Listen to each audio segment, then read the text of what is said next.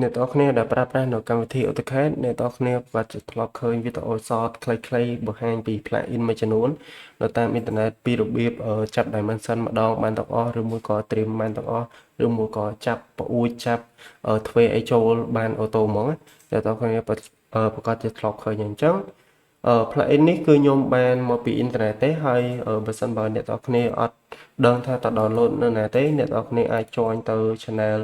រៀនសំណងរបស់ខ្ញុំបានគឺខ្ញុំបានតម្លាក់នៅក្នុងហ្នឹងហើយថ្ងៃនេះគឺខ្ញុំនឹងមកបង្ហាញពីការបំបែក file ហ្នឹងហើយនឹង install plugin ហ្នឹងចូលទៅក្នុងកម្មវិធី AutoCAD អូខេអញ្ចឹងទីដំបូងគឺយើងមាន file ណាមួយមកអ្នកទាំងអស់គ្នាអាចទៅ download បាននេះគឺជា file មួយហ្នឹងអញ្ចឹងអ្នកទាំងអស់គ្នាអាច right click មកបន្ទាប់មកអ្នកទាំងអស់គ្នាអាចបំបែកfile ហ្នឹងបានអ្នកទាំងអស់គ្នាអាចយក extract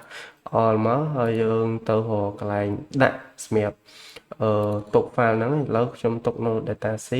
អូខេខ្ញុំទុកនៅ data C ហើយខ្ញុំ extract ទៅហ្នឹងចុះអញ្ចឹងនៅពេលដែលខ្ញុំ extract មក data C គឺខ្ញុំនេះបាន plugin មួយដែលមានឈ្មោះថា Virtual Architect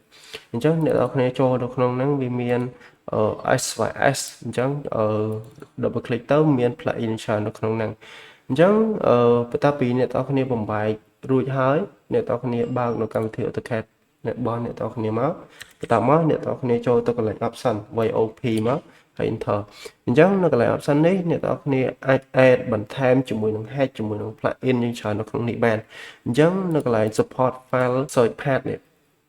អញ្ចឹងអ្នកទាំងអស់គ្នាចុចសញ្ញាបូក1ហើយកន្លែងនេះអ្នកទាំងអស់គ្នាអាចចុច add មកចុច add នៅកន្លែងនេះអញ្ចឹងនៅកន្លែងនេះអ្នកទាំងអស់គ្នាមិនបាច់ដាក់ឈ្មោះទេទៅកាន់ browser ហ្មងទៅអញ្ចឹងទៅកាន់ browser យើងទៅរក file របស់យើងអញ្ចឹង file មួយខ្ញុំដាក់នៅ data D អញ្ចឹងខ្ញុំទៅរក file មួយហ្នឹងអញ្ចឹងខ្ញុំអូខេខ្ញុំថយមិនសិនខ្ញុំ select មួយនេះមួយSVS ហ្នឹងហើយខ្ញុំ open អញ្ចឹងនៅពេលដែលយើង open ហើយយើងបាន add នៅ file ហ្នឹងចូលមួយហើយប៉ុន្តែយើងត្រូវ add 2 3បន្ថែមទៀតនៅកន្លែងហ្នឹងគឺកន្លែងដែលយើងចាំបាច់ត្រូវ add អញ្ចឹងកន្លែងនេះខ្ញុំចុច add ហើយខ្ញុំចូលទៅកាន់ browser ម្ដងទៀតហើយខ្ញុំចូលទៅកាន់ data D ហើយទៅកាន់ hack ទៅកាន់ plugin ហ្នឹងអូខេខ្ញុំទីមួយគឺខ្ញុំ add font នៅកន្លែងនេះអូខេទីមួយយើងអាច add block ហើយនឹង font ហើយមួយទៀតគឺ user ទី1នេះអញ្ចឹងយើងអាច add តា3ហ្នឹងទៅបានហើយអូខេខ្ញុំចុចកន្លែងហ្នឹង add block សិនតើខ្ញុំចុចហើយខ្ញុំចុច add មួយទៀតអូខេទៅកាន់ browser យើងអាចធ្វើតាមអញ្ចឹងរហូតមកអូខេអញ្ចឹងខ្ញុំ add font មួយទៀត add ខ្ញុំយក browser ខ្ញុំយកទៅកាន់ folder ដែលខ្ញុំដាក់ file ហ្នឹងអញ្ចឹងខ្ញុំយក user មួយអូខេខ្ញុំចុចបែបហ្នឹងហើយខ្ញុំ click OK អញ្ចឹងនៅពេលដែលយើងអាច add នេះ add file ទាំង4ហ្នឹងទៅចូលហើយយើងចុច apply មកអញ្ចឹងនៅពេលដែលយើង add ហើយ AutoCAD យើងត្រូវការ restart នៅកម្មវិធីនេះឡើងវិញអញ្ចឹងអ្នកនរគ្នាបិទនៅកម្មវិធី AutoCAD សិនមកហើយចាំអ្នកនរគ្នាបើកវិញមក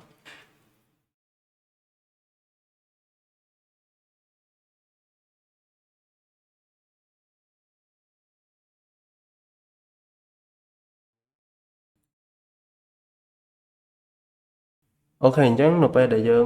បើក drawing ថ្មីមួយយើងនឹងឃើញនៅខាងលើនេះនៅខាងលើនេះវាមានភាសាអក្សរ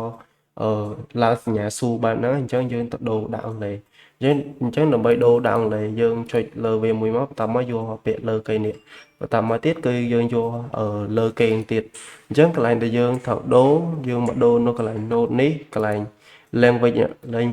នេះគឺបន្ទាប់ពីយើងដូរពីលេខ1នេះមកលេខ0មកបន្តមកគឺយើងចុចsave យើង save មកហើយយើងបិទឡើងវិញអញ្ចឹងយើងរងចាំបន្តិចវានឹងឡើងបែបនេះមកហើយយើងចុច click OK ទៅអូខេអញ្ចឹងយើងនឹងឃើញមាន plugin នៅកន្លែងនេះដែលយើងបាន add ហើយឥឡូវខ្ញុំឧទាហរណ៍ឲ្យអ្នកទាំងគ្នាមើលមួយគឺខ្ញុំគូប្លង់ផ្ទះបាតមួយខ្ញុំគូតារាងជញ្ជាំងទេណាអញ្ចឹងខ្ញុំជា F8 អូខេឥឡូវខ្ញុំឧទាហរណ៍ថាបែបហ្នឹងចុះហើយខ្ញុំគូបន្ទប់បន្នេះមួយទៀត ខ្ញុំគូបន្ទប់មួយទៀតនេះខ្ញុំអត់ចាប់បាច់ចាប់ຂະຫນាតធំត្រូវទេគឺខ្ញុំគ្រាន់តែបង្ហាញទេអញ្ចឹងខ្ញុំ offset អឺ220យកមកអូខេខ្ញុំ offset តាម110បានអញ្ចឹងຂະຫນាតអញ្ចឹងខ្ញុំ offset សងខាង110អូខេអញ្ចឹងដោយសារតែវាឃើញយ៉ាងធំខ្ញុំអត់ទៅស៊ីជម្រៅជាមួយនឹងຂະຫນាតប្លង់នៅហ្នឹងទេតែខ្ញុំបង្ហាញទៅលើ hack របស់ AutoCAD ហ្នឹងទេ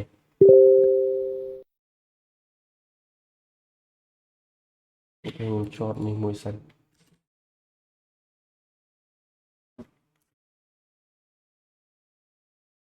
អឺ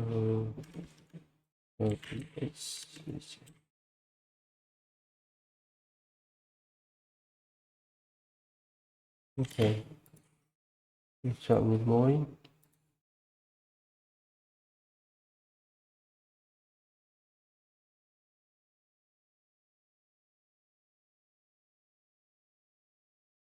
ខ្ញុំវាយមួយហ្នឹងអាហ្នឹងជា comment ដែលមានស្រាប់នៅក្នុងកម្មវិធី AutoCAD ទេអញ្ចឹងខ្ញុំ offset មកនេះមួយទៀតអញ្ចឹងនៅកន្លែងនេះខ្ញុំនឹងមកបង្ហាញពី trim នៅកន្លែងនេះបើសិនបើយើងចង់ trim យើង trim មួយអញ្ចឹងយូរអញ្ចឹងយើងប្រើ plugin យកមកគឺខ្ញុំអាចប្រើ plugin បានអញ្ចឹង plugin ដែលខ្ញុំប្រើគឺខ្ញុំវាយ TX មួយមកអញ្ចឹង TX នៅកន្លែងនេះគឺជា plugin ដែលខ្ញុំបាន add មួយហ្នឹងអ្នកនរគ្នាអាចទៅ download បានហើយអាច install តាមខ្ញុំបានអញ្ចឹងយើងវាយ TX ហើយយើង click លើវាមកបន្តមកគឺយើងអាច select កន្លែងដែលយើងចង់ trim ហ្នឹងយើង select បែបហ្នឹងមកវាកាត់ឲ្យយើងហើយអញ្ចឹងយើងអាចដាក់ hack តសដាក់អីតាមហ្នឹងបន្តទៀតអូខេវីដេអូ AutoCAD របស់ខ្ញុំនៅថ្ងៃនេះគឺខ្ញុំមានតែប៉ុណ្្នេះទេជួបគ្នាជាមួយខ្ញុំនៅវីដេអូក្រោយជាបន្តទៀត